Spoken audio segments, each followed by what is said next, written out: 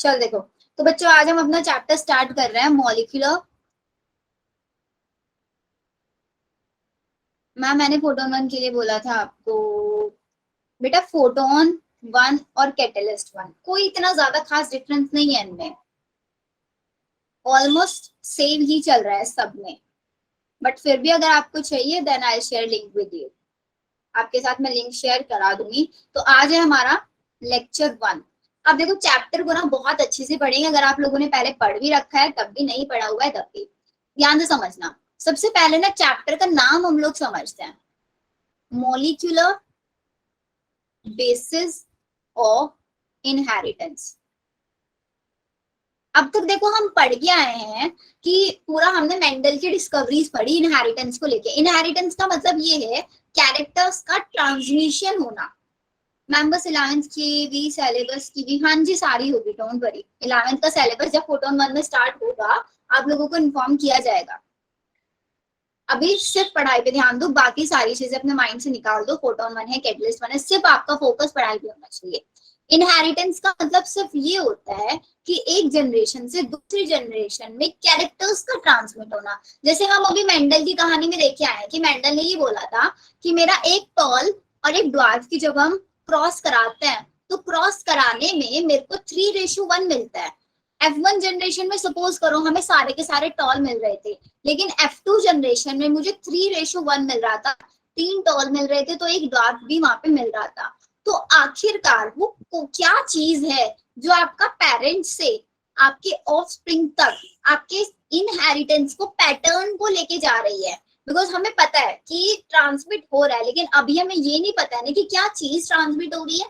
क्या पता है इस चीज के बारे में? अपने आप को इमेजिन करो प्रीवियस पास्ट टाइम में, जब अभी अभी जस्ट आप मेंडल की स्टोरीज पढ़ के आए हो सारी। मेंडल ने क्या क्या क्या कैसे कैसे एक्सपेरिमेंट्स दिए, फिर मेंडल के काम को कैसे हमने क्रोमोसोम से कंबाइन करा के देखा, फिर उसके बाद कैसे हमारे ड्रोसोफिला के ऊपर मॉर्गन ने एक्सपेरिमेंट्स किए, देन उसके बाद मेंडल के लॉ के हमने कुछ एक्सेप्शंस देखे, कैसे वहां पे लॉ ऑफ डोमिनेंस उनका फेल हो रहा है, कैसे उनका law of independent assortment fail हो रहा है वहां पे। ये सारी स्टोरीज पढ़ के आए हैं नहीं? तो आज इस चैप्टर में हम लोगों को पढ़ना है कि आखिरकार इनहेरिटेंस का मॉलिक्यूलर बेसिस क्या है, आखिरकार वो कौन सा मॉलिक्यूल है, और अगर है कोई मॉलिक्यूल तो हमें कैसे पता चला कि यही मॉलिक्यूल है। पहला क्वेश्चन तो ये है कि कौन सा मॉलिक्यूल है, अगर यही मॉलिक्यूल है तो हमने प्रूव कैसे किया इस चीज को। फिर उस मॉलिक्यूल की स्ट्रक्चर देखेंगे कि वो मॉलिक्यूल दिखने में कैसा है, उसके अंदर कौन कौन से कंपोनेंट्स प्रेजेंट है, वो सारे कंपोनेंट्स हम लोग पढ़ेंगे। उसके बाद हम देखेंगे कि जो मॉलिक्यूल है वो मॉलिक्यूल बनता कैसे है, उस मॉलिक्यूल की पूरी लाइफ साइकिल चलती कैसे है। आखिरकार हमारी बॉडी के अंदर कोई बायोलॉजिकल कैरेक्टर अगर शो हो रहा है, हमने अभी देखा था कि कोई भी जीन, सपोज करो जैसे कि हमने मेंडेलियन डिसऑर्डर पढ़े थे, तो डिसऑर्डर में हमने एक चीज ये देखा था कि सपोज करो कोई भी एक मेरा डीएनए पे एक जीन है, वो जीन अगर म्यूटेट हो जाए तो मेरी बॉडी के अंदर कोई एक पर्टिकुलर एंजाइम नहीं बनता। हो रहा था या नहीं हो रहा था एल्केप्टोन्यूरिया और फिनाइल कीटोन्यूरिया के अंदर?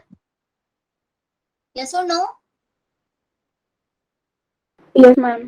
हो रहा था ना एल्केप्टोन्यूरिया फिनाइल कीटोन्यूरिया। बेटा लास्ट वाले चैप्टर को इस वाले चैप्टर से रिलेट करके पढ़ोगे ना तो एक स्टोरी की तरह ये चैप्टर लर्न हो जाएंगे दोनों आप लोगों को। अनलेस लास्ट वाले चैप्टर को इस वाले चैप्टर को रिलेट नहीं करोगे तो लगेगा कि पता नहीं हम लोग क्या पढ़ रहे हैं इस चैप्टर में।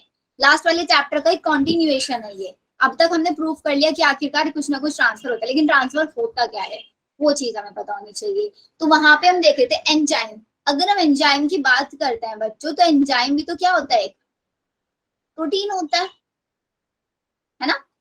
और प्रोटीन किससे मिलके बना होता है? अमीनो एसिड से। अब अमीनो एसिड से प्रोटीन मिलके बना है। तो अब हमें ये पता होना चाहिए कि मेरा डीएनए, डीएनए के अंदर तो कोई प्रोटीन नहीं होता, डीएनए के अंदर कोई अमीनो एसिड नहीं होता।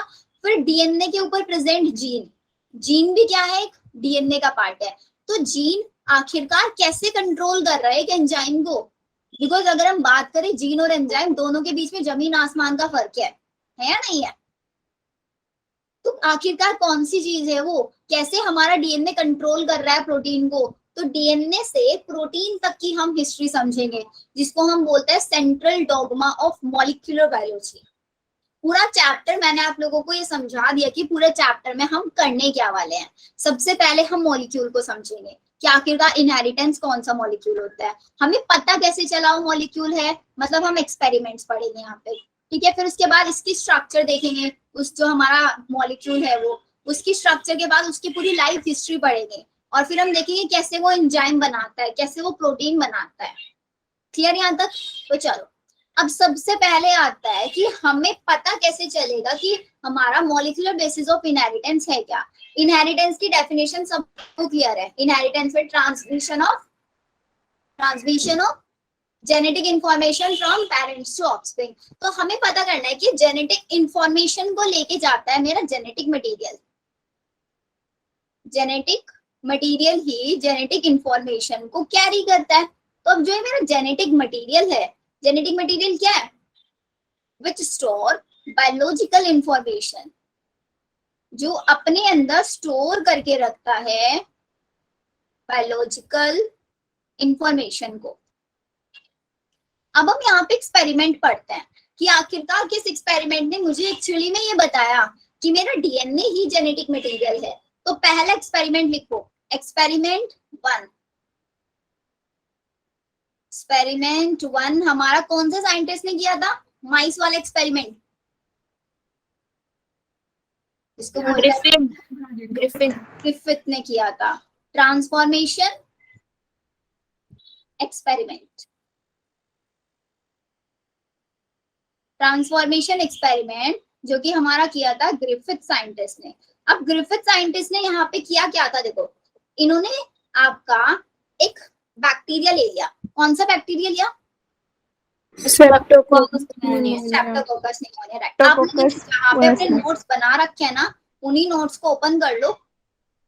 Streptococcus pneumoniae. अब ये जो स्ट्रेप्टोकोकस निमोनी मेरा बैक्टीरिया है, ये आखिरकार रिस्पॉन्सिबल किसके लिए होता है? निमोनिया कोज करता है ये। अब इसके ना 2 स्ट्रेन्स होते हैं। एक होता है इसके अंदर आर स्ट्रेन और एक होता है एस स्ट्रेन। अब जो मेरा आर स्ट्रेन होता है, ये कैसा होता है? R4 non virulent. R4 क्या होता है यहाँ पे? रफ। ये होता है मेरा हार्मलेस, मतलब कोई हार्म नहीं पहुंचाएगा ये स्ट्रेन, इसलिए हम इसको बोलते हैं आपका नॉन वायरुलेंट स्ट्रेन। S4 क्या होता है? स्मूथ। और ये मेरा कैसा होता है? Virulent strain. वायरुलेंट का मतलब यहाँ पे क्या होगा? It cause pneumonia, disease causing. ये चीज समझ में आया। इन्होंने क्या किया? एक बैक्टीरिया ले लिया जो निमोनिया कोज करता था, और ये एक्सपेरिमेंट कर कौन से ईयर में रहे हैं? 1928 में। अब इन्होंने क्या किया? जहां पे एक्सपेरिमेंट कर रहे थे वहां से कुछ माइस पकड़ लिए, मतलब अपनी लैब से कुछ माइस पकड़ लिए। पहला माइस लिया इन्होंने, एंड उस माइस के अंदर आर लाइव स्ट्रेन, मतलब एक बैक्टीरिया लिया। कौन सा? स्ट्रेप्टोकोकस निमोनिया का आर स्ट्रेन वाला बैक्टीरिया, और लाइव मतलब जिंदा बैक्टीरिया लिया। अब उस बैक्टीरिया को इंजेक्ट कर दिया माइस के अंदर। तो अब माइस बताओ, हमारा माइस के साथ क्या होगा? माइस की डेथ हो जाएगी या जिंदा रहेगा? जिंदा रहेगा। तो आर वाला क्या है मेरा? आर वाला नॉन वायरुलेंट है, तो माइस हमारा रहेगा लाइव। फिर इन्होंने दूसरा माइस पकड़ा, उस माइस के अंदर अब इन्होंने एस लाइव स्ट्रेन डाल दिया। अब बताओ क्या होगा हमारे माइस के साथ? माइस तो जाएगी। चलो, फिर इसके बाद इन्होंने एक और माइस पकड़ा, थर्ड माइस, एंड अब इन्होंने क्या किया? हमारा जो ये एस स्ट्रेन था, इसको हीट किल्ड एस स्ट्रेन बना दिया, मतलब जो मेरा बैक्टीरिया था उसको हीट कर दिया। अब बताओ यहाँ पे क्या होगा? लाइव रहेगा। क्यों रहेगा लाइव? हम सोच सकते हैं ना कि बिकॉज मैंने क्या किया? बैक्टीरिया को हीट कर दिया, तो मतलब मेरा बैक्टीरिया मर गया। अब बैक्टीरिया मर गया, वो थोड़ी ना निमोनिया कोज करेगा माइस के अंदर। फिर इन्होंने 4th नंबर पे क्या किया? फिर से एक माइस पकड़ लिया, और उस माइस के अंदर ध्यान से देखना क्या क्या डाला। सबसे पहले तो ये हीट किल्ड एसिस्ट्रेन, इसके साथ साथ एक लाइव आर स्ट्रेन भी डाल दिया। अब बताओ क्या होगा यहाँ पे। Death. देखो ना, जब मैं हीट किल्ड एसिस्ट्रेन डाल रही हूँ यहाँ पे तब भी मेरा माइस जिंदा है, जब मैं लाइव आर स्ट्रेन डाल रही हूँ तब भी जिंदा है। तो ओवरऑल यहाँ पे माइस हमारा जिंदा रहना चाहिए था। Yes, ma'am. तो अब क्या होगा फिर, माइस लाइव या डेथ? Death. दैट ट्रांसफॉर्म हो जाता है आर स्ट्रेन भी एस स्ट्रेन में। या तो हमारे माइस की हो जाएगी यहाँ पे डेथ। अभी जो आपने ट्रांसफॉर्मेशन वाला कंसेप्ट बोला ना, अब तक हमें नहीं पता है।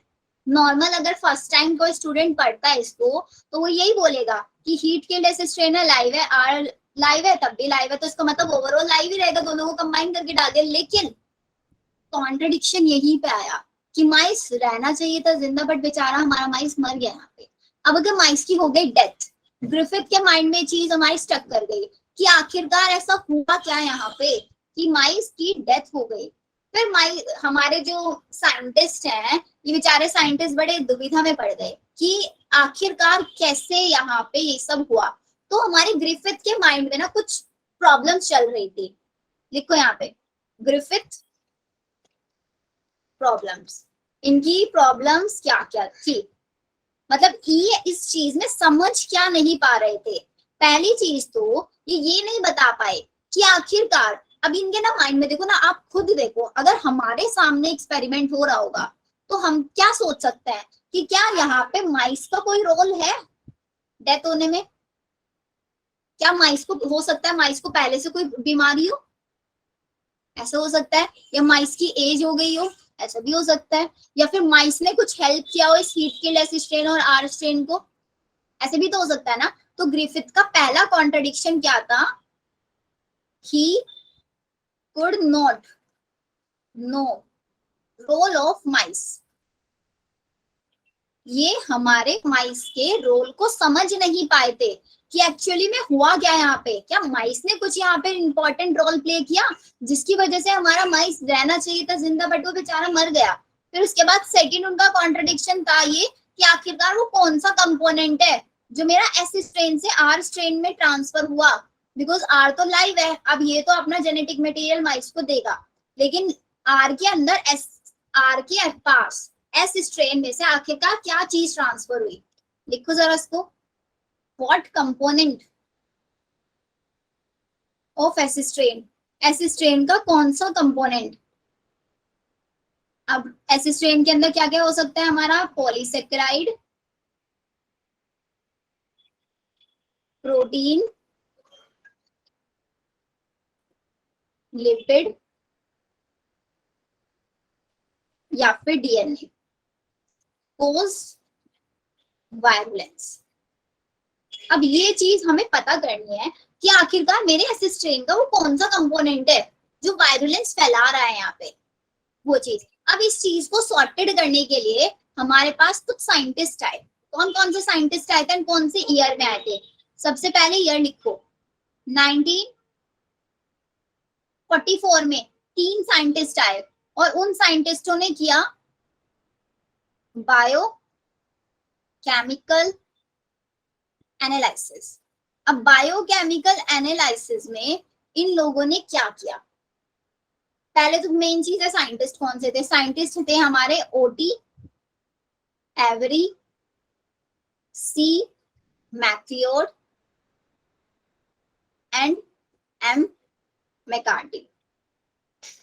ये 3 साइंटिस्ट थे जिन्होंने परफॉर्म किया एक्सपेरिमेंट।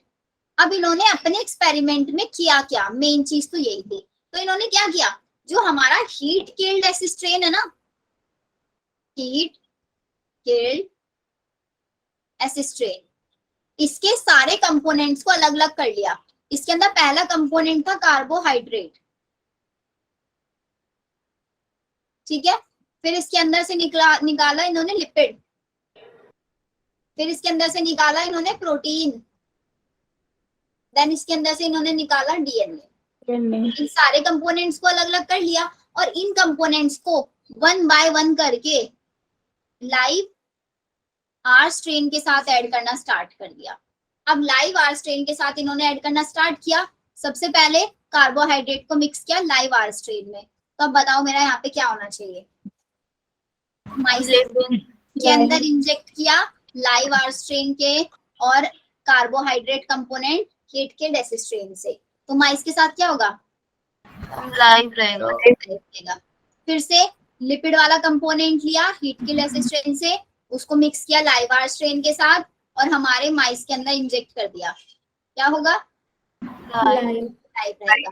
फिर प्रोटीन वाला कंपोनेंट लिया, देन फिर से माइस के अंदर इंजेक्ट करा दिया, फिर क्या रहेगा? लाइव रहेगा। अब यहाँ पे कहानी देखो क्या होगी। डीएनए कंपोनेंट लिया लाइव आर स्ट्रेन, माइस, अब क्या होगा? डेथ हो जाएगी।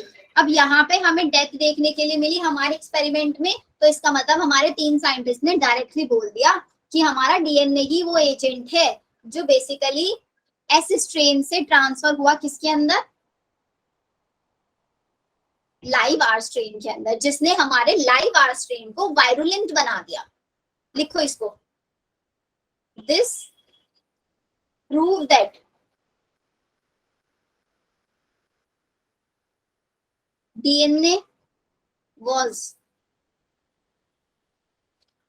Transforming agent. हमारा डीएनए ही ट्रांसफॉर्मिंग एजेंट है। बताओ आया समझ में यहाँ तक?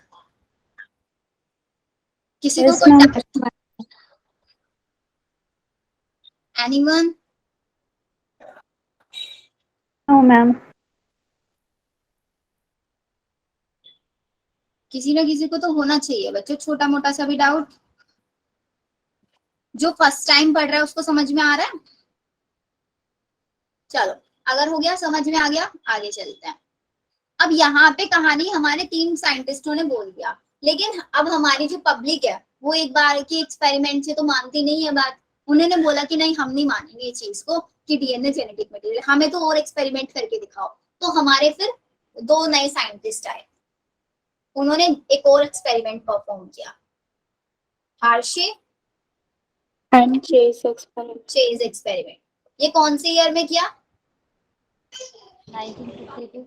पहला सबसे पहले ग्रिफिथ ने किया 1928 में, फिर 1928 को फिर से रिपीट किया गया 1944 में, फिर हार्शे एंड चेज ने एक्सपेरिमेंट किया 1952 में। अब इन्होंने क्या लिया? हमारे जो साइंटिस्ट थे ग्रिफिथ, उन्होंने तो लिया था एक बैक्टीरिया, इन्होंने ले लिया बैक्टीरियोफाज या फिर बैक्टीरियोफेज भी इसको बोलते हैं। अब ये बैक्टीरियोफेज या बैक्टीरियोफाज होता क्या? 1952 जो वायरस बैक्टीरिया को इन्फेक्ट करते हैं। ये होते वायरस है दैट इन्फेक्ट बैक्टीरिया। जो बैक्टीरिया, मतलब पहले हमारे ग्रिफिथ ने बैक्टीरिया लिया था, इन्होंने वो वायरस ले लिया जो बैक्टीरिया को इन्फेक्ट करते हैं। ये इन्होंने हमारे बैक्टीरियोफाज ले लिया। अब बैक्टीरियोफाज को क्या किया?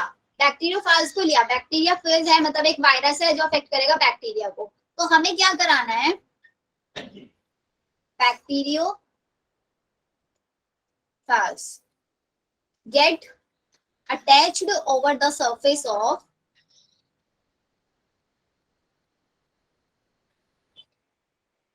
Escherichia coli। एक बैक्टीरियम के साथ। अब बैक्टीरिया को कर लिया इकोलाई, ठीक है, and insert its genetic material. इसका जेनेटिक मटेरियल एंटर कराया किसके अंदर? Into bacterial cell. अब बैक्टीरियोफेज भी कौन सा लिया था? बैक्टीरियोफेज लिया था T2। अलग अलग कैटेगरीज होती है हमारी बैक्टीरियोफेज में, तो अगर आपसे क्वेश्चन पूछ रहा है कि कौन सा बैक्टीरियोफेज इन्होंने लिया, तो बैक्टीरियोफेज T2 इन्होंने लिया। अब एक वायरस है, वायरस के पास क्या क्या होता है? कंपोनेंट क्या होता है उसके पास? एक तो उसका डीएनए होता है और एक इसका कवर होती है और अंदर डीएनए। राइट। तो अब इन्होंने देखो एक्सपेरिमेंट में क्या किया,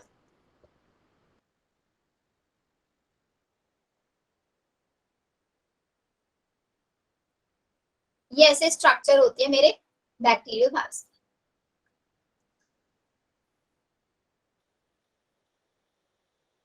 तो इन्होंने बैक्टीरियोफेज ले लिए।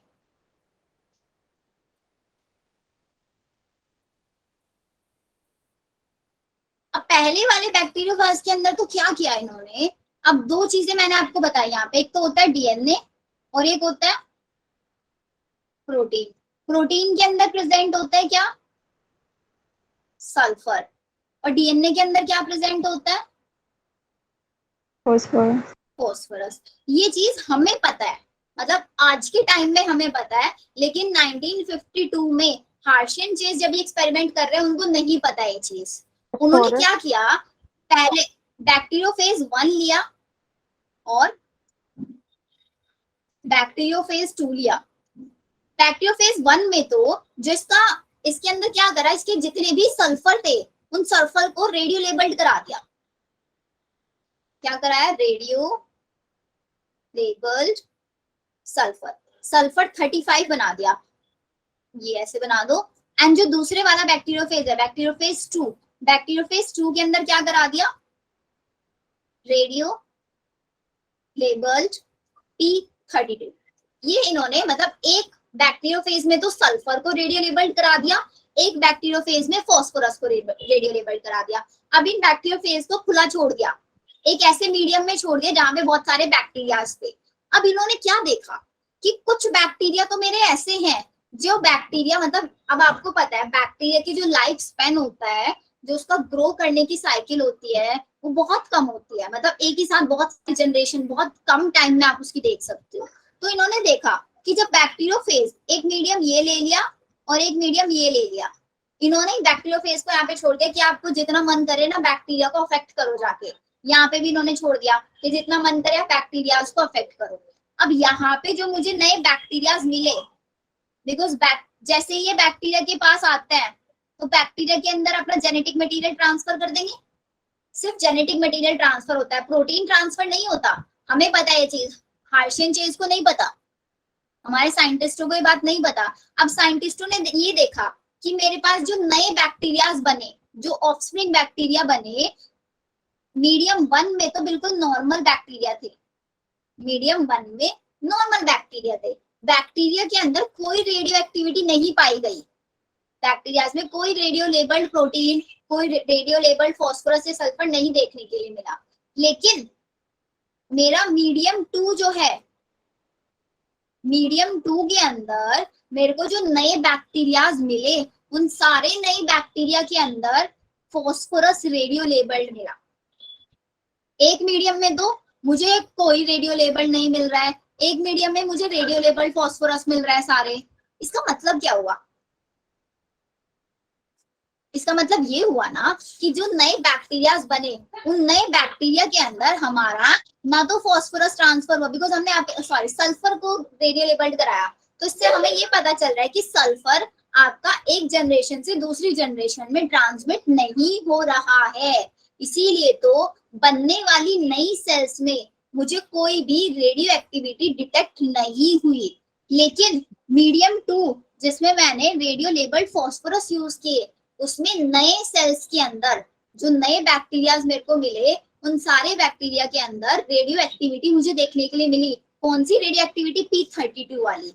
तो इससे मुझे ये पता चलेगा ना कि एक जनरेशन से दूसरी जनरेशन में जो चीज ट्रांसमिट हो रही है वो चीज है जिसके पास फास्फोरस प्रेजेंट है। क्लियर?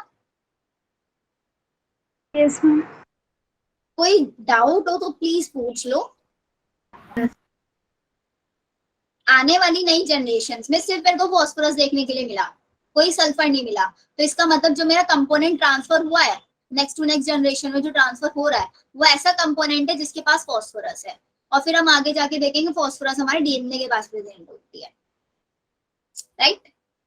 चलो, तो ये हुआ हमारा क्लियर कि हमारा डीएनए ही वो जेनेटिक मटेरियल है जो एक जनरेशन से दूसरी जनरेशन में ट्रांसमिट होता है। तो अब बात आती है कि आखिरकार ये डीएनए है क्या चीज, जिसका वर्ड इतना हम डिस्कस करे जा रहे हैं कि डीएनए है, बट है क्या ये डीएनए? डीएनए की full form Deoxyribonucleic acid. Ribonucleic acid. Nucleic acid. Acidic होता है ये या बेसिक होता है? Nature acid. Acidic. As negatively charged. Charge Negative. Negative. Negative. Length बेटा लेंथ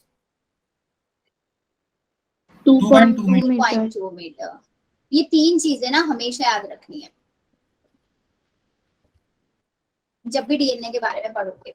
अब डीएनए सबसे पहले किसने डिस्कवर किया था?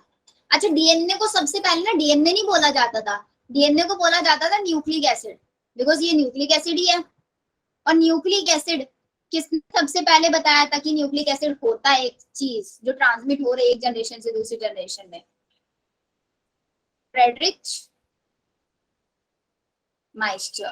फ्रेडरिक माइस्टर ने 1868 में न्यूक्लिक एसिड को बनाया था। और इन्होंने ना जब मतलब आइसोलेट किया था, बनाया नहीं, आइसोलेट किया, तो इन्होंने इसका नाम रखा न्यूक्लिन।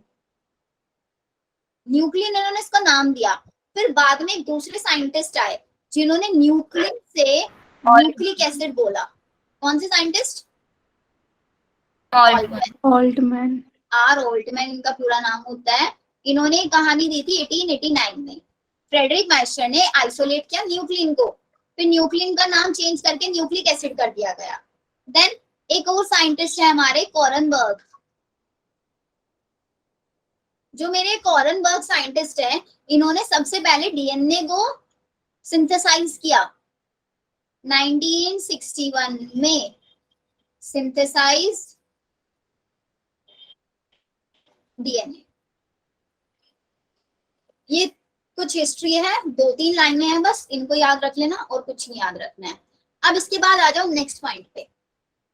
जो डीएनए होता है बच्चों, 4 तरीके से हो सकता है। कैसा डीएनए हो सकता है? पहला, single stranded circular DNA. Single stranded है और सर्कुलर है, तो ये स्ट्रक्चर होगी या नहीं होगी डीएनए की? और अगर मैं बोल दूं सिंगल स्ट्रैंडेड लीनियर, तो ये स्ट्रक्चर होगी या नहीं? अगर मैंने इसको Yes, बोल ma'am. दिया डबल स्ट्रैंडेड सर्कुलर, तो डबल स्ट्रैंडेड सर्कुलर में ऐसी कुछ स्ट्रक्चर देखने के लिए मिलेगी। ठीक है, फिर एक आता है हमारा डबल स्ट्रैंडेड लीनियर। अब डबल स्ट्रैंडेड लीनियर जो हम सबकी बॉडी के अंदर पाया जाता है, ऐसे ही ना। अब एक चीज बताओ, अगर मेरा डीएनए है सिंगल स्ट्रैंडेड, तो डीएनए को मैं डीएनए की लेंथ पता करना चाहती हूँ, तो डीएनए की लेंथ पता करने के लिए मैं क्या काउंट कर लूंगी यहाँ पे? These are the nucleotides. तो अगर मेरा सिंगल स्ट्रैंडेड डीएनए है तो मैं वहां पे काउंट कर लूंगी कि मेरे पूरे डीएनए के अंदर कितने न्यूक्लियोटाइड्स हैं। तो हमेशा डीएनए की लेंथ को नंबर ऑफ न्यूक्लियोटाइड्स में हम काउंट करते हैं। लेकिन अगर मेरा डीएनए है डबल स्ट्रैंडेड, तो डबल स्ट्रैंडेड में तो मैं न्यूक्लियोटाइड्स नहीं काउंट कर पाती, तो वहां पे हम काउंट क्या करते हैं? हमारे base pairs. Base pairs count करेंगे और बेस पेयर काउंट करके हम बता देंगे कि ये मेरे डीएनए की लेंथ है। अब उसको कैसे यूज करते हैं, कैसे क्वेश्चन आता है, ये देखो। नॉर्मली हम लेंथ ऑफ डीएनए को कैसे बताएंगे? Length of DNA is equals to number of nucleotide. जैसे कि अगर मैं आपसे बात करूं, बहुत आता है question, bacterio phase Sai into 174, इसके अंदर डीएनए की लेंथ बताओ। बैक्टीरियो फेज लैम्डा, इसके अंदर डीएनए की लेंथ बताओ। हमारे ई कोलाई के अंदर डीएनए की लेंथ बताओ। ह्यूमन डीएनए बताओ। और फिर आता है जीनोमिक डीएनए। बताओ कौन बताएगा? Bacteriophage Sai into 174 5386 nucleotides. Bacteriophage lambda double standard होता है 48502 बेस पेयर। ये याद करना है आप लोगों को। ई कोलाई के अंदर होता है 4.6 into 10⁶ base pair. Human DNA 6.6 into 10⁹ base pair. अब जीनोमिक डीएनए बताओ क्या होगा? 3.3 times 10⁻²। यही होगा ना? Yes, ma'am. चलो याद हो जाएगा यहाँ तक सबको। अब चलते हैं हम अपना structure of DNA. Structure of DNA. DNA कितनी चीजों से मिलके बना होता है? डीएनए समझने से पहले आपको दो वर्ड्स पता होने चाहिए, न्यूक्लियोसाइड्स एंड न्यूक्लियोटाइड्स। न्यूक्लियोसाइड्स का मतलब क्या होता है और न्यूक्लियोटाइड का मतलब क्या होता है? Sugar plus nitrogenous base nucleoside बनाते हैं। राइट, शुगर और नाइट्रोजनस बेस होते हैं हमारे न्यूक्लियोसाइड। और न्यूक्लियोटाइड में क्या होता है? हम बस फॉस्फोरस मिल जाता है प्लस नाइट्रोजनस बेस और इसके साथ ऐड हो जाता है मेरा फॉस्फेट। तो मैं आपका यहाँ पे nucleotide is equals to nucleosides plus phosphate लिख सकती हूँ ना इसको? Yes ma'am. यहाँ पे तो कोई डाउट नहीं होगा किसी को। यहाँ से भी क्वेश्चन आ जाता है कभी कभी, जिसको nucleotide is equals to addition of phosphate with nucleoside. ऐसे इसका लाइन से हमारा बना देते हैं। तो हमारा डीएनए न्यूक्लियोसाइड है या न्यूक्लियोटाइड है? DNA nucleotide. तो अब डीएनए की स्ट्रक्चर देखो, बहुत सिंपलेस्ट वे में आप लोगों को मैं समझाऊंगी। सबसे पहले लिखना phosphate, sugar, and then nitrogenous base. Nitrogenous base से हम स्टार्ट करते हैं पढ़ना। नाइट्रोजनस बेस मेरे पास दो टाइप के होते हैं, purine, pyrimidine. Purine PUGA, pyrimidine PYCUT। ये ट्रिक है हमारी याद रखने की कि प्यूरीन क्या होता है और पिरिमिडीन क्या होता है। PU से तो आप याद रखोगे प्यूरीन, PY से याद रखोगे pyrimidine, G for guanine, A for adenine. C for cytosine. U for uracil. E for thymine. Thymine. तो यहाँ पे बहुत क्वेश्चन आता है कि आप बताओ इसमें से कौन सा प्यूरीन है, कौन सा पिरिमिडीन है, या फिर बताओ ये करेक्ट आपका एक मैचिंग दे देंगे या कोई स्टेटमेंट वाला क्वेश्चन दे देंगे। तो ट्रिक सिंपल सी है, PUG for guanine, A for adenine, ये हमारे प्यूरीन होते हैं। और पिरिमिडीन, एक सेकेंड इसकी स्पेलिंग थोड़ा सा लिख दूं,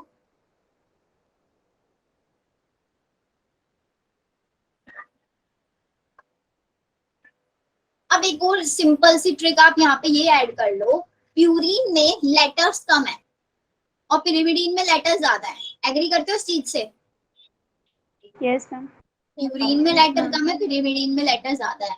तो जिसके अंदर लेटर्स कम है, जिसके अंदर लेटर कम है उसकी चेन क्या होगी, मतलब साइज कैसा होगा उसके स्ट्रक्चर का, बड़ा होगा। तो यहाँ पे मेरी होती है ये 9 मेंबर्ड रिंग। और जो मेरी जिसके अंदर बहुत सारे लेटर्स हैं उसका साइज होगा छोटा, तो वो होगी मेरी 6 मेंबर्ड रिंग। आ गया समझ में? प्यूरीन्स होती है 9 मेंबर्ड रिंग, पिरिमिडीन होती है 6 मेंबर्ड रिंग। बताओ बच्चों, अब आता है मेरा शुगर। डीएनए का नाम है डीऑक्सी, तो मेरे पास जो यहाँ पे शुगर होती है वो होती है डीऑक्सी राइबोज। अब मेरे पास नॉर्मल राइबोज देखो कैसी होती है, ऐसी ये मेरे पास होती है नॉर्मल राइबोज शुगर।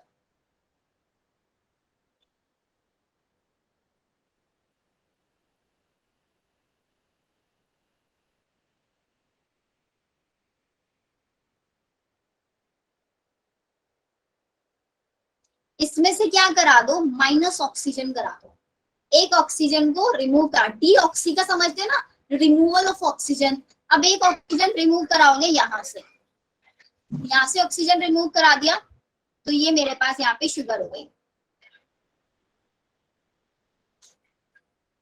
H। अब यहाँ से ऑक्सीजन रिमूव करा दे तो सिर्फ हाइड्रोजन बची है ना, OH H H CH2 OH। Numbering कैसे करता है इसकी, नंबरिंग करते हैं ऐसे 1 2 3 4 और ये ऊपर वाली कार्बन 5, तो मेरे पास टोटल 5 कार्बन प्लस 1 ऑक्सीजन। देखो O का मतलब यहाँ पे 10 मत समझना, 5 कार्बन और 1 ऑक्सीजन मिलके बनाती है मेरी राइबोज शुगर। और उसके अंदर से एक OH थर्ड पोजीशन से, नहीं सॉरी सेकंड पोजीशन से हम एक ऑक्सीजन रिमूव करा रहे हैं, तो उसको बोलते हैं डीऑक्सी राइबोज शुगर। बताओ आया समझ में? अब मेरा आता है फोस्फेट। फोस्फेट सिंपल है, P double bond O OH OH and OH। ये हमारी फोस्फेट की स्ट्रक्चर हुई। बताओ बच्चों यहां तक समझ में आया डीएनए का? अब बात ये आती है कि मेरा डीएनए इन तीनों चीजों से मिलके बना है, लेकिन आखिरकार बना कैसे है डीएनए वो समझे। बैकबोन ऑफ डीएनए, हमारे डीएनए की बैकबोन क्या होता है, क्या होती है हमारे डीएनए की बैकबोन? बैकबोन हम बोलते हैं डीएनए की, बैकबोन का मतलब समझते हो? अच्छा, जो चीज किसी को सपोर्ट करके रखती है, शुगर प्लस फॉस्फेट। अब आपको पता है डीएनए कैसी स्ट्रक्चर होती है, एक डबल हेलिकल स्ट्रक्चर होती है ना, जैसे एक सिंपल लेडर होती है, सीढ़ी होती है, जैसे ऐसी स्ट्रक्चर होती है।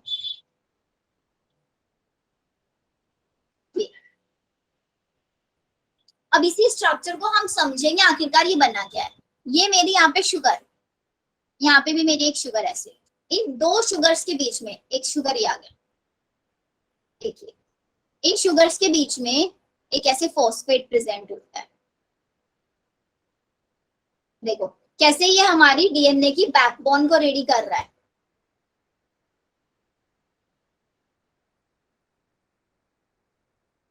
हो रहा है ना, देखो बैकबोन रेडी।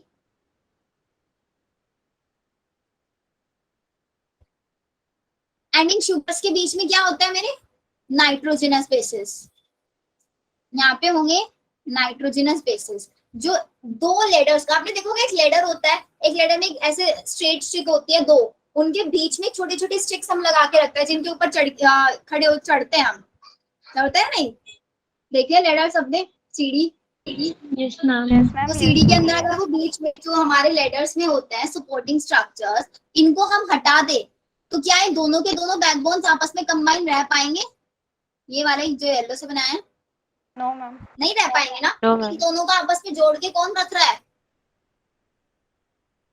नाइट्रोजनस बीच वाले हमारे। तो बीच में क्या होता है हमारा नाइट्रोजनस बेसिस, जो हमारे डीएनए को डबल स्ट्रैंडेड बनाता है। अगर हम नाइट्रोजनस बेस का कनेक्शन तोड़ दे बीच में से, तो हमारा डीएनए कैसा बन जाएगा यहाँ पे? Single stranded. सिंगल स्ट्रैंडेड बन जाएगा। तो अब हमारे डीएनए को डबल स्ट्रैंडेड बनाने के लिए हमारे नाइट्रोजनस बेसिस रिस्पॉन्सिबल होते हैं। और नाइट्रोजनस बेसिस दो टाइप के होते हैं, प्यूरिन और पिरिमिडीन। प्यूरिन होती है मेरी 9 मेंबर्ड स्ट्रक्चर्स और पिरिमिडीन होती है मेरी 6 मेंबर्ड स्ट्रक्चर्स। आया ये चीज समझ में आपको? Yes, ma'am. अब अगर मैं आप लोगों से पूछूं, अब आप एक क्वेश्चन पूछ सकते हो कि मैम ये मेरा शुगर है, तो शुगर की स्ट्रक्चर ऐसे होती है ना,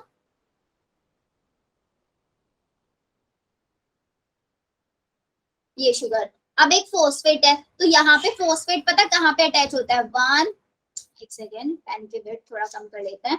1 2 3, मेरी थर्ड पोजीशन से अटैच्ड होगी ऑक्सीजन। देखो कैसे ऑक्सीजन अटैच है।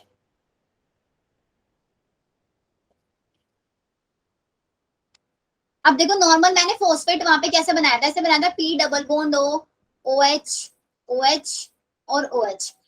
एक OH साइड, जो एक वाला पार्ट है वो तो मेरा 3 से अटैच हो गया, और ये दूसरे वाला OH मेरी नेक्स्ट वाली शुगर से अटैच हो जाता है।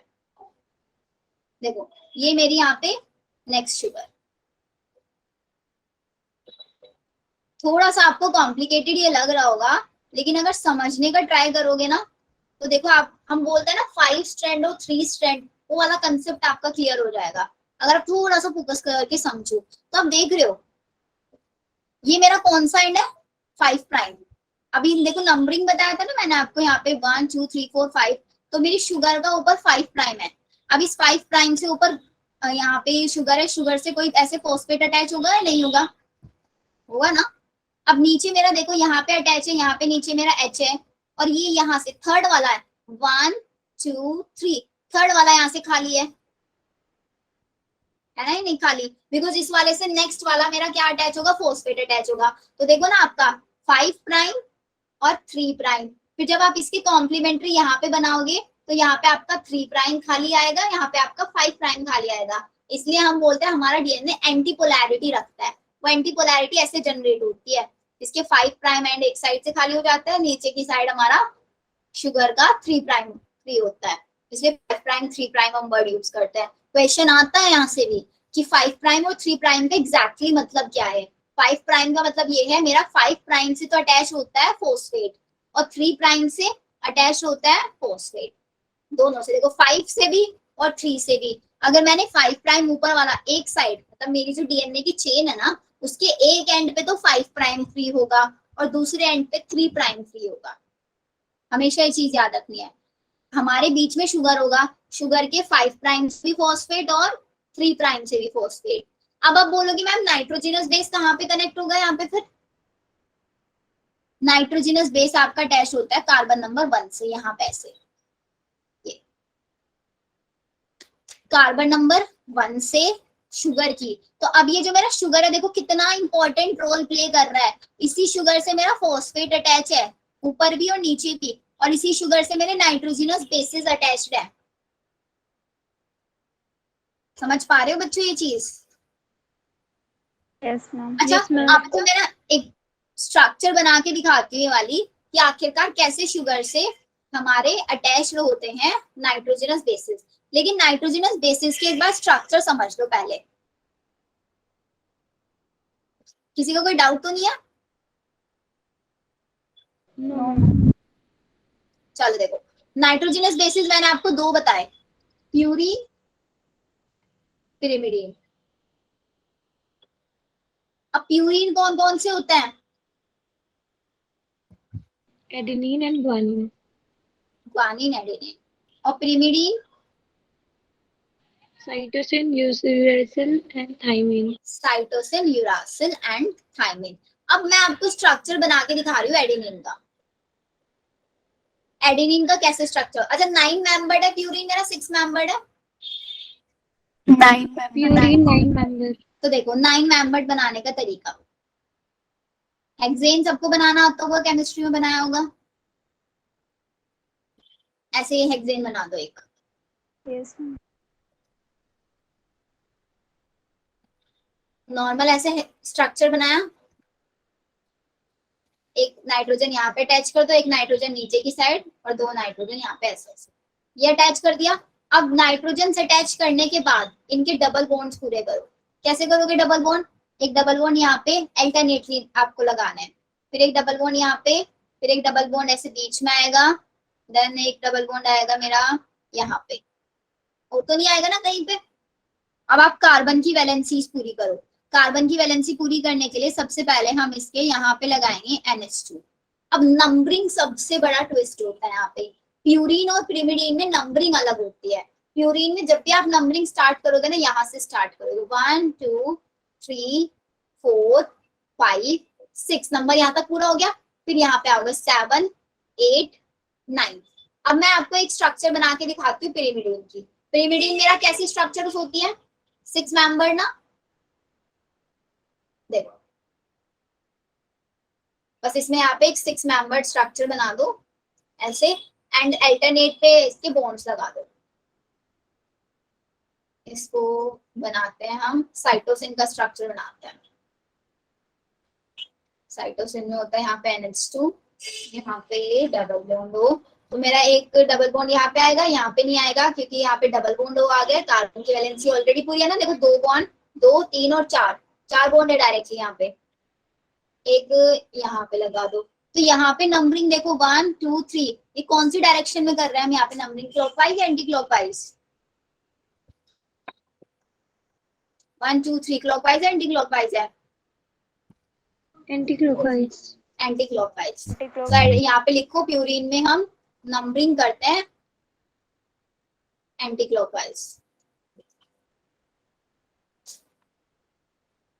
और पिरिमिडीन में नंबरिंग कहाँ से करोगे? यहाँ से करोगे 1 2 3 4 5 6। इसमें यहाँ पे किसमें किया हमने? पिरिमिडीन में नंबरिंग किया यहाँ पे क्लॉकवाइज। ये चीज याद रखनी है, ये हमारी स्ट्रक्चर है साइटोसिन का। बताओ आया समझ में? अब हमें क्या करना है? इन नाइट्रोजनस बेसिस को अटैच कराना है शुगर के साथ। अब शुगर के अंदर देखोगे आप, शुगर में कौन सा सिर्फ और सिर्फ कौन सा नंबर खाली है? Carbon number 1। तो कार्बन नंबर 1 लोगे शुगर का, और यहाँ पे किसके साथ अटैच कराओगे इसको? N9 के साथ। और पिरिमिडीन में क्या करोगे? शुगर का लोगे कार्बन नंबर 1, और इसको अटैच किसके साथ कराओगे? नाइट्रोजन 1 के साथ। ये बॉन्डिंग्स आप लोगों को याद रखना है। मतलब यहाँ पे जो आपका शुगर आप अटैच कराओगे, तो यहाँ पे शुगर अटैच कराने में आप नाइट्रोजन 9 वाला अटैच कराओगे। मतलब ये अभी रिंग ऐसी है तो इसको इन्वर्ट करा दोगे, ये छोटे वाला मेंबर इधर आ जाएगा हमारा रिंग, ऐसे अटैच कराओगे। और ये मेरा यहाँ पे ऐसे शुगर का ऐसे कार्बन नंबर 1 से हमारा अटैच हो गया। ऊपर की साइड एक फॉस्फेट अटैच है, और यहाँ पे वैसे फॉस्फेट अटैच है। ये हमारा ऐसे यहाँ पे इनके बीच में बॉन्डिंग होता है। अब बॉन्डिंग को समझने का तरीका, और सिर्फ आपको याद ये रखना है कि प्यूरीन में नाइट्रोजन 9th जो नाइट्रोजन है उसकी बॉन्डिंग कराता है कार्बन 1 के साथ, और पिरिमिडीन में नाइट्रोजन 1 की बॉन्डिंग कराता है कार्बन नंबर 1 के साथ। सिर्फ इतनी चीजें याद रखनी है। नेक्स्ट आता है हमारा यहाँ पे चारगाफ रूल। अब चारगाफ रूल के अकॉर्डिंग हम बॉन्डिंग कराते हैं। चारगाफ रूल हमें क्या कहता है? चारगाफ रूल हमें ये कहता है कि डीएनए के स्ट्रक्चर में हमेशा प्यूरिन इज इक्वल्स टू क्या होना चाहिए? पिरिमिडीन। प्यूरिन क्या होता है मेरे? Guanine plus adenine is equals to pyrimidine. DNA के अंदर क्या होता है? Cytosine thymine. देखो डीएनए के अंदर होता है एडेनिन, ग्वानिन, साइटोसिन, थाइमिन। लेकिन अगर मैं बात करती हूँ आरएनए की, आरएनए में भी एडेनिन होगा, आरएनए में भी ग्वानिन होगा, आरएनए में भी साइटोसिन होगा, लेकिन आरएनए में थाइमिन की जगह क्या हो जाएगा? तो यहाँ पे पिरिमिडीन क्या बचे मेरा? यूरस से। तो C+। A plus G is equals to C plus T हमेशा होना चाहिए। एडेनिन के बीच में होते हैं दो हाइड्रोजन बॉन्ड, किसके साथ बनाता है हमेशा? थाइमीन के साथ। ग्वानिन हमेशा 3 हाइड्रोजन बॉन्ड बनाता है साइटोसिन के साथ। अब एडेनिन क्या है? एक प्यूरिन है, और थाइमिन क्या है? पिरिमिडिन। इसलिए एडेनिन और पिरिमिडिन हमेशा आपस में बॉन्डिंग करता है, क्योंकि प्यूरिन होता है मेरा क्या हमेशा? 9 मेंबर्ड, और पिरिमिडिन होता है कैसा? 6 मेंबर्ड। अब आप खुद देखो, मेरा ये डीएनए, ठीक है, यहाँ पे मेरा ये 9 मेंबर्ड स्ट्रक्चर, इसकी मैं बॉन्डिंग करा रही हूँ 6 मेंबर्ड के साथ। ये मेरा 9 मेंबर्ड, ये मेरा 6 मेंबर्ड, फिर यहाँ पे आ जाएगा मेरा 6 मेंबर्ड, तो यहाँ पे मुझे कौन सा लाना पड़ेगा? 9 मेंबर्ड। ऐसे होगा ना बॉन्डिंग। अब अगर मैं ऐसे बॉन्डिंग कराऊंगी तो मेरा जो डीएनए है वो हमेशा क्या रहेगा? डीएनए हमेशा उसकी जो लेंथ है, दोनों स्ट्रैंड्स हैं। अच्छा आप खुद देखो, आप एक लैडर बना रहे हो, तो लैडर में जो बीच में आप बेसिस में लगाते हो छोटे छोटे स्टिक्स, उनकी सबकी साइज आपको सेम रखना पड़ता है, नहीं रखना पड़ता है? अगर उनका बीच में साइज देखें, ये आपका लैडर है, इसके बीच में जो ये साइज है, ये हमेशा आप क्या करते हो? सेम रखते हो। सपोज करने आपने साइज ये ऐसे बड़ा कर दिया एक का, तो क्या आपके जो दो बैकबोन है, ये बैकबोन को आप बीच में अटैच करा पाओगे? दो बैकबोन्स क्या आपके फिक्स शेप में आ पाएंगे कभी? No ma'am. अगर आपने बेसिस क्या ले लिए बीच में, लेडर्स को जैसे हम बीच में कंबाइन कराते हैं, अनइक्वल साइज के ले लिए, तो इसका मतलब हमें हमेशा ये नाइट्रोजनस बेसिस भी इक्वली रखने पड़ेंगे। एक 9 मेंबर, एक 6 मेंबर, एक 6, एक 9, एक 9, एक 6, ये हमेशा करना पड़ेगा। सपोज अगर हमने क्या कर दिया, एक 6 ले लिया, फिर एक 6 ले लिया, फिर एक 9 ले लिया, फिर एक 9 ले लिया, तो देखो 6 और 6 12, मतलब दोनों के बीच की डिस्टेंस 12, और 9 और 9 18, तो देखो ना हमारी लेडर ऐसी हो जाएगी, होगी ना? Yes ma'am. तो हमेशा क्या करना होगा, हमें जो डीएनए के स्टॉक्स हैं, इन स्टॉक्स को प्रॉपरली साइज में लेना होगा। एक 9 मेंबर, एक 6 मेंबर, इसीलिए कहानी बनाई है कि एक प्यूरिन लेंगे और पिरिमिडिन लेंगे। प्यूरिन एडेनिन हमेशा सिर्फ और सिर्फ थाइमिन के साथ बॉन्डिंग करता है, वो भी 2 हाइड्रोजन बॉन्ड्स के साथ। और ग्वानिन हमेशा साइटोसिन के साथ बॉन्डिंग करता है, वो भी 3 हाइड्रोजन बॉन्ड्स के साथ। बताओ, आया समझ में सबको यहाँ तक? मैम Yes, दोनों ma'am. दोनों इसमें इक्वल क्यों नहीं होते? बेटा दोबारा बोलो। मैम एडेनिन जो है वो थाइमिन के साथ डबल बॉन्ड करता है हाइड्रोजन बॉन्डिंग में, हाँ हाँ, बट ग्वानिन जो है वो ट्रिपल बॉन्ड करता है, क्यों?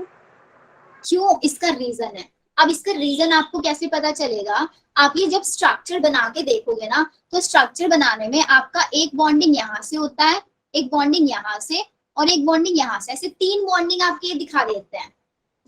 जैसे कि आप इसमें स्ट्रक्चर देखोगे, इसकी ना आपको स्ट्रक्चर ही मैं दिखाऊंगी, स्ट्रक्चर में ही आपको समझ में आएगा। इनके पास ना 3 ऐसे बोलते हैं ना, जैसे कि आपने केमिस्ट्री में पढ़ा होगा। केमिस्ट्री में अगर आपसे कोई क्वेश्चन पूछे कि हमारा जो कार्बन है वो सिर्फ 4 ही बॉन्ड क्यों बनाता है, और मेरा सोडियम है वो सिर्फ 1 ही बॉन्ड क्यों बनाता है? क्योंकि कार्बन के पास 4 वैलेंसीज हैं, उसके पास 4 एक्स्ट्रा इलेक्ट्रॉन है किसी को डोनेट करने के लिए, जबकि मेरे सोडियम के पास सिर्फ 1 इलेक्ट्रॉन है एक्स्ट्रा डोनेट करने के लिए। ऐसे ही हमारे जो एडेनिन है, एडेनिन और थाइमिन में भी यही चीज होती है कि हमारे एडेनिन के पास 2 इलेक्ट्रॉन होता है, 2 इलेक्ट्रॉन देने के लिए, और थाइमिन के पास होता है 2 इलेक्ट्रॉन एक्सेप्ट करने के लिए। इसलिए हमेशा 2 हाइड्रोजन बॉन्ड बनाते हैं, जबकि ग्वानिन और साइटोसिन इन दोनों के पास 3 वैलेंसीज होती हैं खाली, जिसकी वजह से 3 हाइड्रोजन बॉन्ड बना लेता है। ठीक है,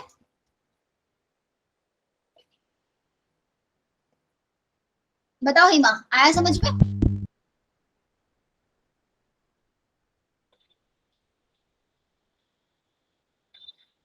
बोलो बेटा। यस मैम, आ गया। Yes, ma'am. चलो, यहाँ तक तो समझ में आया। अब आता है हमारा डीएनए होता है 4 टाइप का। कौन कौन सा डीएनए होता है?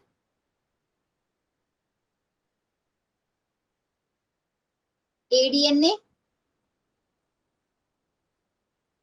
बी डीएनए,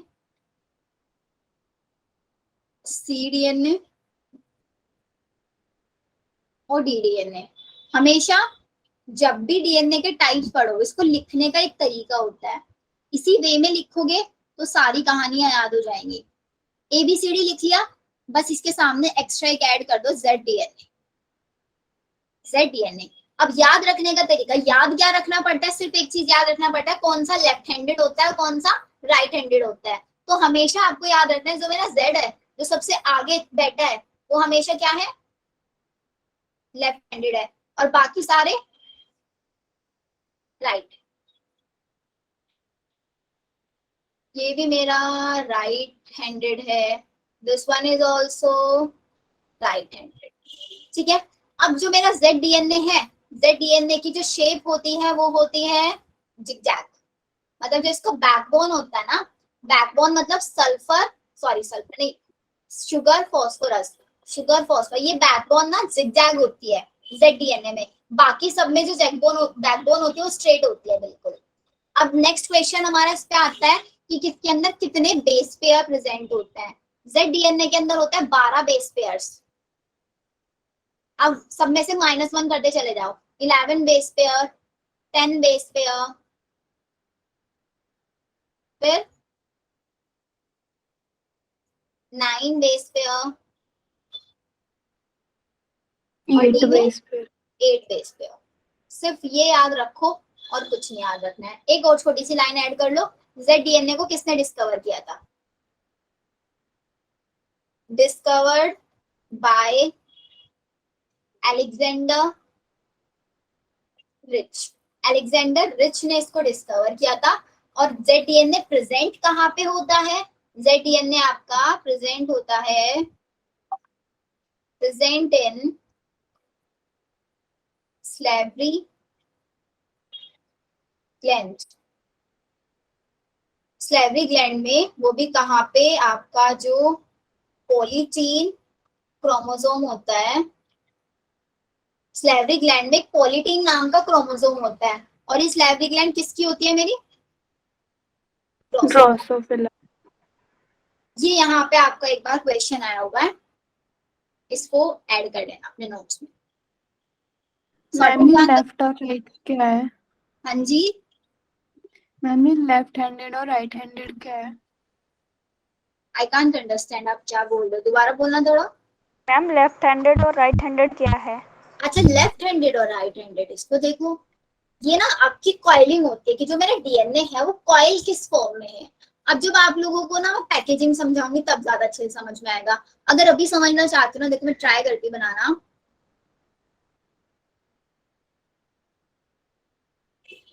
अब ये वाला अगर मैं इसको इस वे में बोल रही हूँ तो हमारा किधर साइड से कॉइलिंग हो रहा है, लेफ्ट साइड से मैं इसकी कॉइलिंग करा रही हूँ, तो ये लेफ्ट हैंडेड हो गया। लेकिन अगर मैं कॉइलिंग कराना ऐसे स्टार्ट कर रही हूँ इधर से,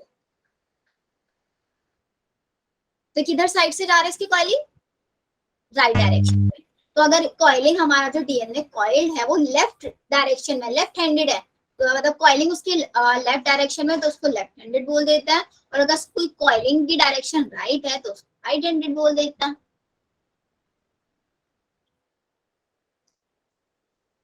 डन बच्चों यहाँ तक।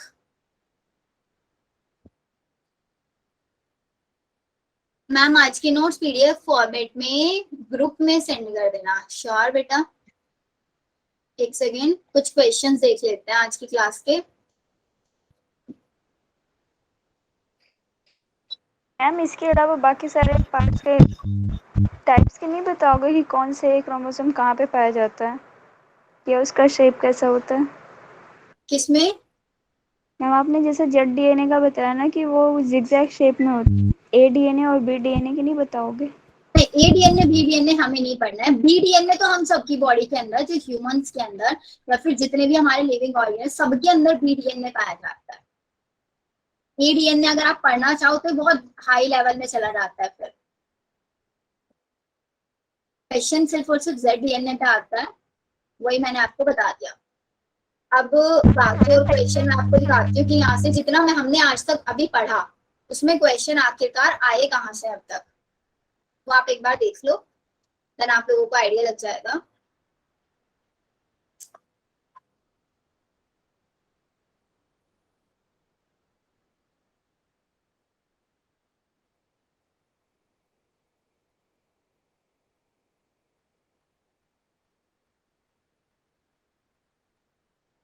देखो एक ये नीट 2020 में आया हुआ क्वेश्चन है, तो कितना इजी क्वेश्चन है।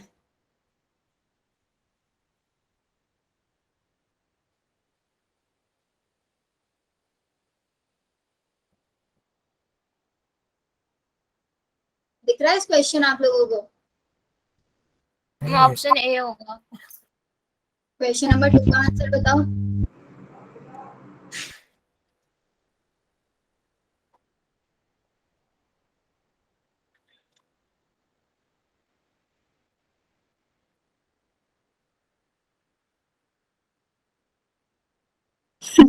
सी। हम सी होगा मैम इसका। ओके एम सी डी दोनों नेक्स्ट हो क्वेश्चन बताओ। मैम इसमें तो सी और डी दोनों हो सकता है। हम बस प्यूरिन पूछा है ना।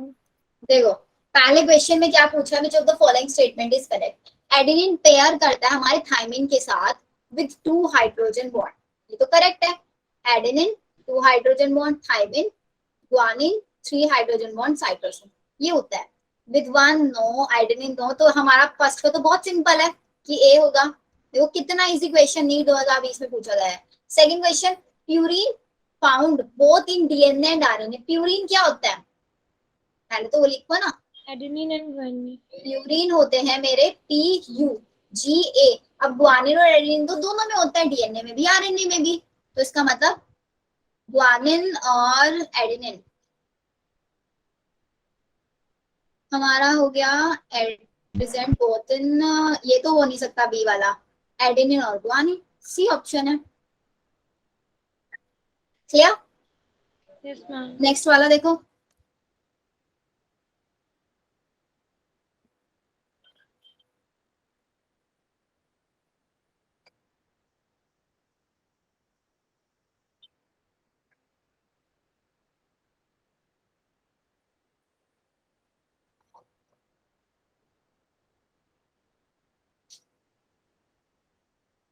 मैम इसका ए होगा। सोचो आप लोग क्या होना चाहिए।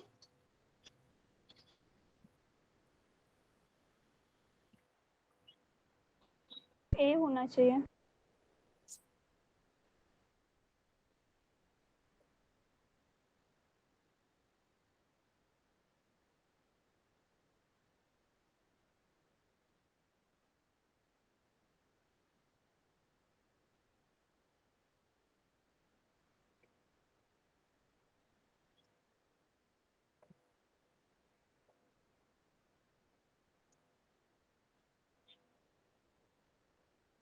नहीं आया आंसर। बी होगा सेकंड। फोर्थ का, in sea urchin DNA which is double stranded, double stranded DNA है, 17% of the bases were shown to be cytosine। मतलब जो हमारा साइटोसिन है वो है 17%। the percentage of other 3 bases expected to be percentage in his DNA। अब देखो cytosine किसके साथ बॉन्ड करता है, ग्वानिन के साथ, तो जितना मेरा साइटोसिन है सेम ही अमाउंट में मेरा ग्वानिन होना चाहिए। Cytosine is equals to guanine, तो साइटोसिन भी 17%, ग्वानिन भी 17%। फॉर्मूला लगा दो, purine is equals to pyrimidine, है ना। प्यूरिन मतलब G प्लस A और पिरिमिडीन मतलब डीएनए की बात कर रहे हैं ना, थाइमिन प्लस साइटोसिन। अब एडेनिन ग्वानिन है मेरा 17 प्लस A, थाइमिन नहीं पता, साइटोसिन 17। ऐसे करना चाहो ऐसे ही कर लो इसको। अब आपको पता है टोटल तो होगा मेरा परसेंट 100। अब 100% में से 17 प्लस 17 कितना होता है, 34। 34% तो मेरा हो गया ग्वानिन और साइटोसिन। अब बाकी कितना बचा, 100 माइनस 34, 66।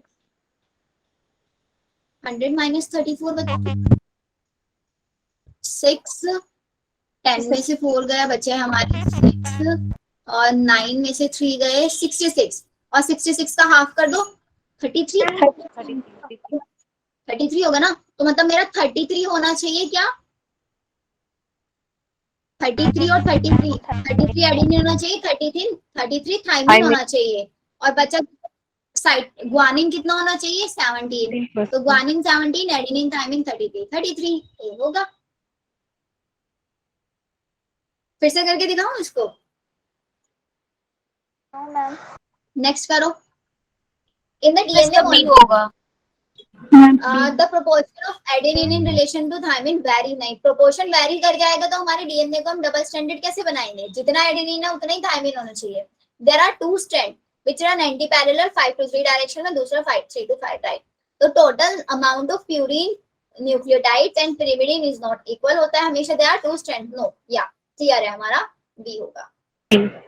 तो यहाँ तक आज तक हमने जितना लेक्चर में पढ़ा उससे रिलेटेड सारे क्वेश्चंस मैंने आप लोगों को करा दिया है। आई होप आप लोगों को सब कुछ समझ में आया होगा।